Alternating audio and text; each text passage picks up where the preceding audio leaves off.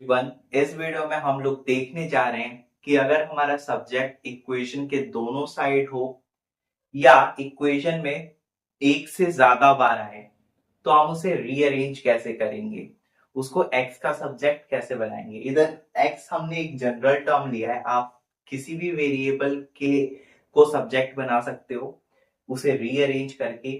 तो इससे पहले हमने नॉर्मल इक्वेशन को रीअरेंज करना सीखा था, फिर हमने स्क्वायर और स्क्वायर रूट्स वाले टर्म्स को सीखा था। आज हम लोग देखने जा रहे हैं कि अगर हमारा जो सब्जेक्ट है वो एक से ज्यादा बार हो तो उसे कैसे रीअरेंज करें।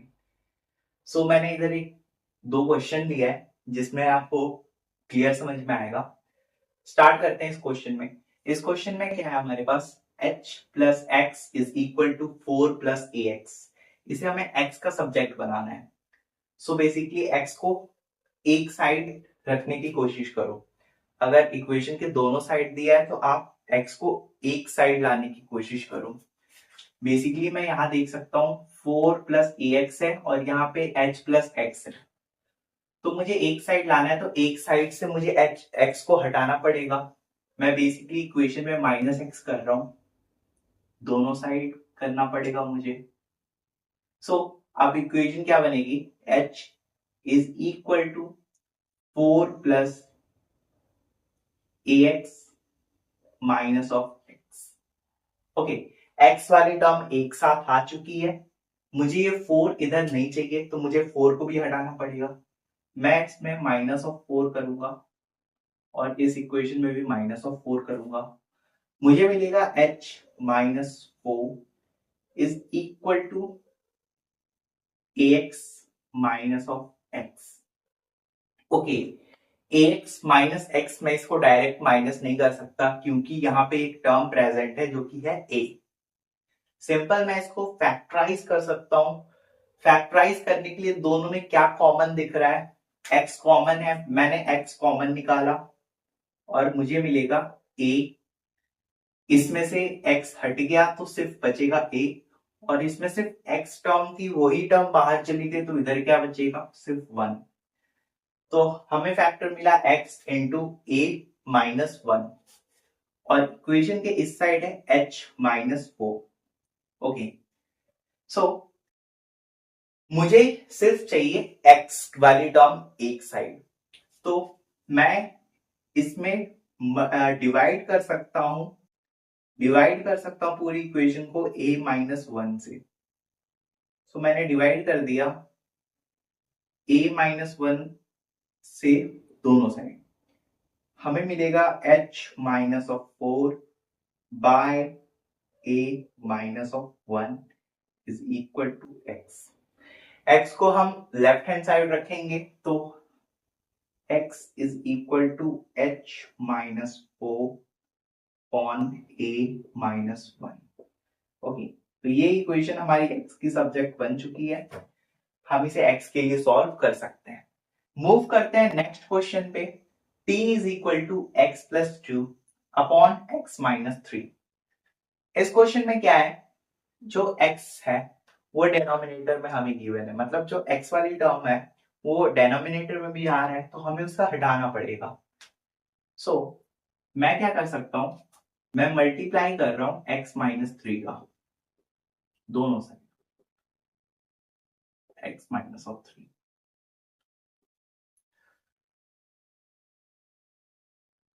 ओके, मल्टीप्लिकेशन करने से क्या होगा, डिनोमिनेटर में x वाली टर्म हट जाएगी, कैंसिल आउट होगी। इधर होगा t into x minus 3 is equal to x plus 2। जो काम हमने यहां पे किया था फैक्टराइज करके, ठीक उसका उल्टा यहां पे होगा। अब इसकी मल्टीप्लिकेशन होगी, ये होगा tx, ये minus of 3t is equal to x plus 2। Okay, इस स्टेप के बाद आपका यही स्टेप दोबारा से आप रिपीट कर सकते हो। बेसिकली अब जो आपकी इक्वेशन है उसमें जिसको आपको सब्जेक्ट बनाना है वो डिफरेंट, मतलब दोनों अलग अलग साइड है। अब वापस से हमें वही काम करना है, दोनों को एक साथ एक साइड लाना है और वापस से सॉल्व करना है। चलिए देखते हैं। यहां पे tx है, मुझे x वाली टर्म इधर चाहिए, मैं माइनस ऑफ x प्लस 2 कर सकता हूं।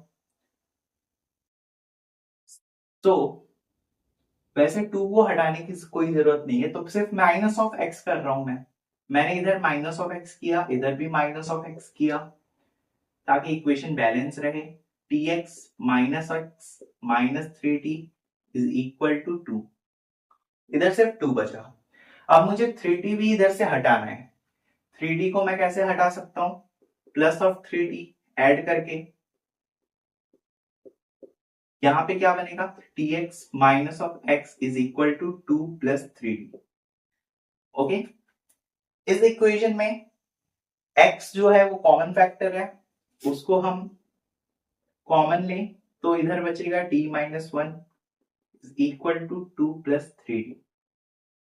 ओके, x को हमें सब्जेक्ट बनाना है, x इज इक्वल टू, अब मैं क्या कर सकता हूं, t माइनस 1 का डिवाइड कर दूं दोनों side, divided by t minus of 1।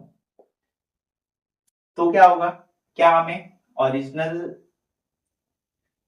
जो हमें x है वो, ये जो इक्वेशन है वो x के रिस्पेक्ट में, x सब्जेक्ट में मिलेगा हमें, x is equal to 2 plus 3t upon t minus 1।